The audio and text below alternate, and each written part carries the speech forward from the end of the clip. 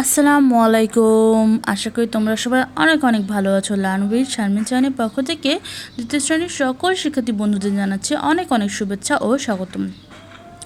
So আজকে আমরা 2024 সালের নতুন কারিকুলামের যে বইটি সেটি ফলো করে দ্বিতীয় শ্রেণীর পাঠ 21 পহেলা বৈশাখ এই টপিকটি নিয়ে আলোচনা করব। সো আশা করছি শুরু থেকে শেষ পর্যন্ত আমার সঙ্গেই থাকবে। তাহলে চলো আজকের ভিডিওটি শুরু করা যাক।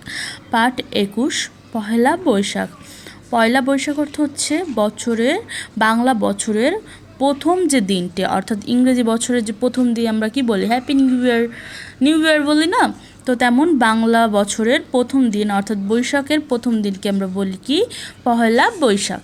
ঠিক আছে, তোমরা তো জানোই এই দিনটা আমরা অনেক সুন্দর করে উদযাপন করি, নতুন নতুন জামা কাপড় পরি, পান্তা ভাত খাই, আরও কত কিছু করি, তাই না?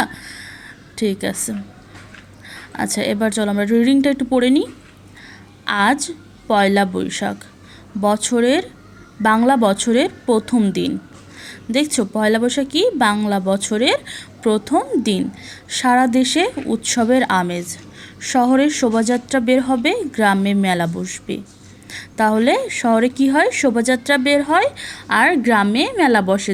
শোভাযাত্রাটা ঠিক দেখো এই ছবিটার মতো হয়, দেখছো সবাই সামনে ব্যানার হাতে করে হাঁটে, আর হাতেও হচ্ছে বিভিন্ন ধরনের বাদ্যযন্ত্র থাকে, তারপর বিভিন্ন রকমের মুখোশ পরে, তারপরে বাঘ, হাতি, এগুলো কিন্তু কাগজ অথবা কাঠের তৈরি হয়। ঠিক আছে, আর শোভাযাত্রা বলতে কি বোঝায়, সেটা হচ্ছে শোভাযাত্রা বলতে বোঝা হচ্ছে আনন্দ উৎসব, যে উৎসবে আমরা আনন্দ করতে করতে মিছিল করা হয় আর কি। ঠিক আছে, আচ্ছা এরপরে দেখো, রিনা সাংবাদিক।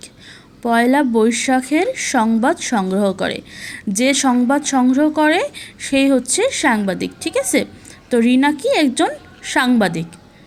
রিনা সাংবাদিক পয়লা বৈশাখের সংবাদ সংগ্রহ করে, তাই সে রমনায় এসেছে। রমনা বটমূলে গান হচ্ছে। বটমূল হচ্ছে বটতলা। ঠিক আছে, তো রমনা আছে একটা জায়গার নাম, সেখানে কি হচ্ছে বটমূলে গান হচ্ছে। এটা কিন্তু প্রত্যেক বছরেই কিন্তু রমনায় গান হয় বটতলায়। ঠিক আছে, তারপর দেখো, একটু পরে শোভাযাত্রা বের হবে। রিনা রমনা থেকে চারুকলায় এলো। অনেকের মুখে রং বেরঙের মুখোশ। শোভাযাত্রায় বড় বাঘ ও বক দেখতে পেল। সেগুলো কাগজ আর কাঠ দিয়ে বানানো। এই যে একটু আগে আমি বললাম যে যেখানে তোমরা যে বাঘ, তারপর হচ্ছে হাতি, তারপর বক দেখতে পাচ্ছ, এগুলো কাঠের অথবা কাগজ দিয়ে বানানো। ঠিক আছে, আচ্ছা এরপরে দেখো,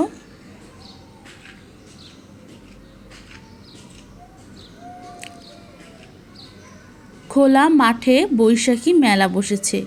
রিনা মেলায় ঢুকলো। কোথায় মেলা বসেছে? খোলা মাঠে। মেলায় নানা রকম জিনিস রয়েছে। আছে বাঁশ ও বেতের ঝুড়ি, আছে মাটির হাতি, ঘোড়া আর পুতুল। তাহলে পয়লা বৈশাখের মেলা কোথায় বসলো? খোলা মাঠে। আর রিনা মেলায় ঢুকে কি কি দেখলো? কি কি রকমের জিনিস আছে?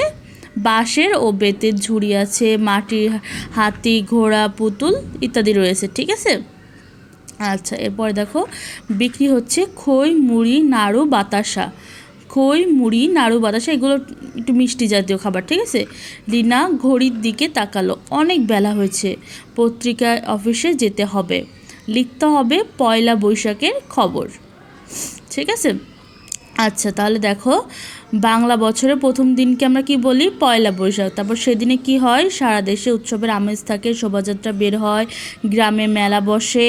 আর কি কি হয় বলো তো? শোভাযাত্রায় বড় বাঘ ও বক দেখতে পায়, সেখানে মানুষ রং বেরঙের মুখোশ পরে থাকে।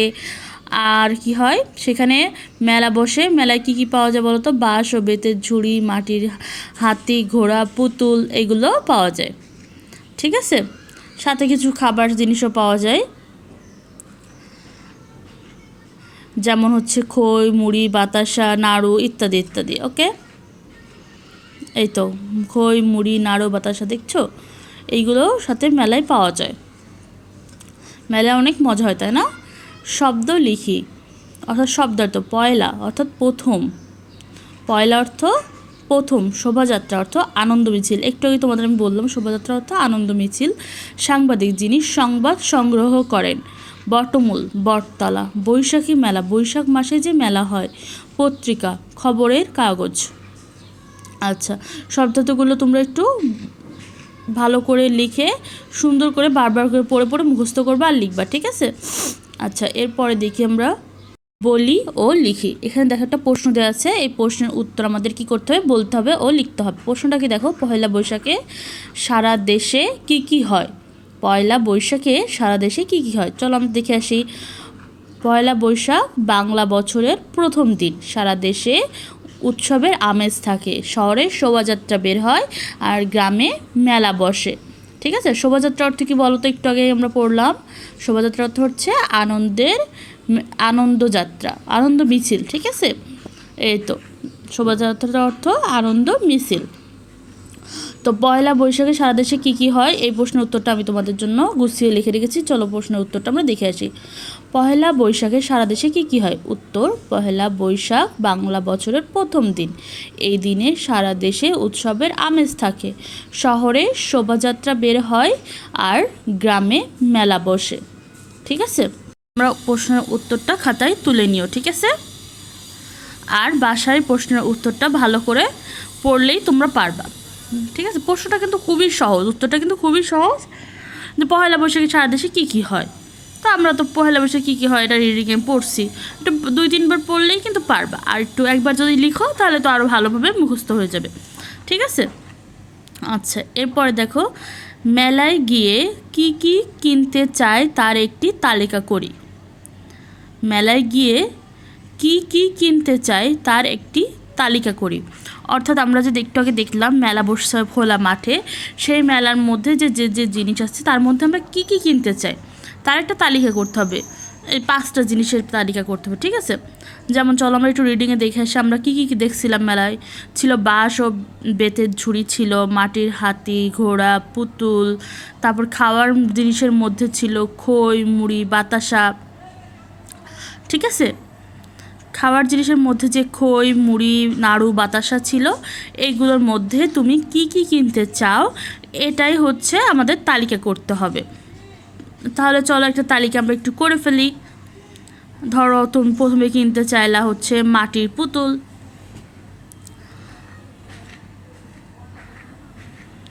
এরপর মনে করো তুমি কিনলা হাতি, ঘোড়া, তারপরে হচ্ছে খই, বাতাসা। ঠিক আছে, এই 5টা জিনিস মনে করো তুমি কিনলা।